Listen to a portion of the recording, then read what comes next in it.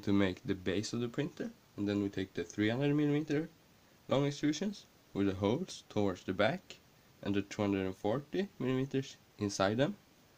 And then these corner brackets, you need to turn the V-slot nuts so they are in a line, so you can insert them in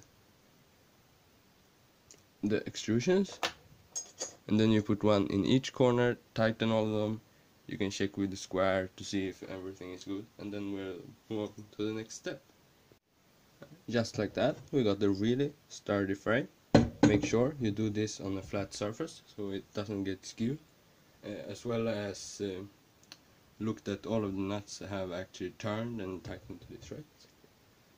When you're good, you need 4 M5 by 30mm screws, as well as the upright rails that are 350mm screw length and threaded in the ends.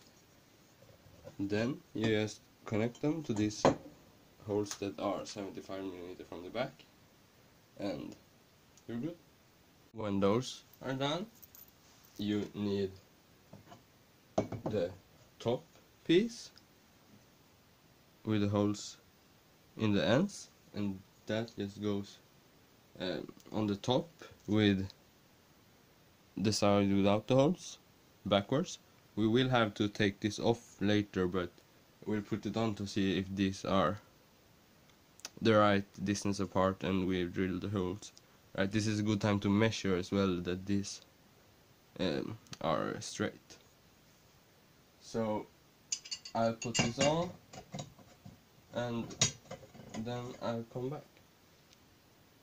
Like that, mine went in good, so we are done. These 2 rails we're going to use later, and they don't connect to this, so I won't put them on now, and that means we're done with this episode. That's the frame, and in the next one we're going to assemble the y-axis, so stay tuned for that.